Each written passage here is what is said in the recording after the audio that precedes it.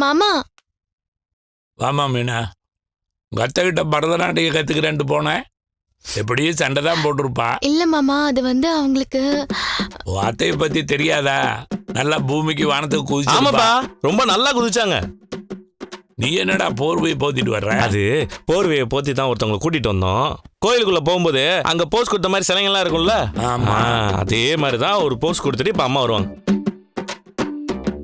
என்ன அங்கே நிக்கிறீங்க, வாங்க.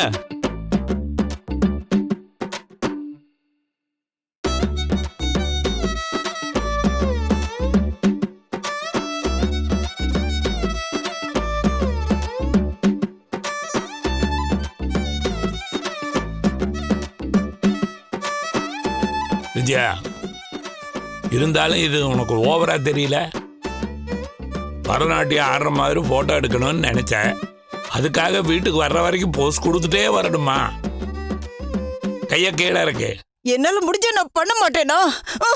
முடியல எனக்கு.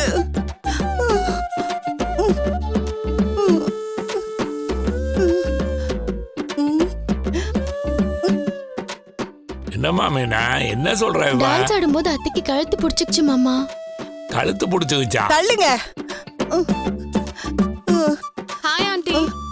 ஹைஃபை பண்ண சொல்றீங்களா? அம்மா என்னம்மா நீ வேற? ஐயோ, என்னம்மா ரோட்ல நிக்கிற தலைவர்கள் சில மாதிரி ஆயிட்டீங்க? அம்மாவுக்கு ஏதோ சுளுக்கு பிடிச்சிருச்சாமாடா? ஐயோ ஆண்டி, என்னாச்சு?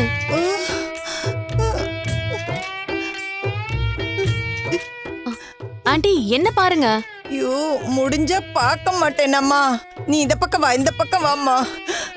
அப்பா, என்ன ஆண்டி, உங்களால கழுத்து திருப்ப முடியலையா? பின்ன நான் ஆசைப்பட்டாமா இப்படி இருக்க போறேன். ஐயோ, என்னால முடியலம்மா. இந்த கைய கூட கீழே இறக்க முடியல. போறப்ப நல்லதனமா இருந்தீங்க, திடீர்னு எப்படி இப்படி ஆச்சு?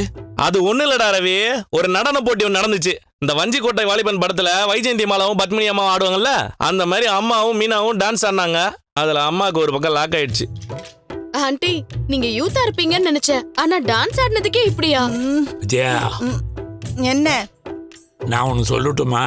எதுவா இருந்தாலும் இந்த பக்கம் வந்து சொல்லுங்க. இப்ப சொல்லுங்க.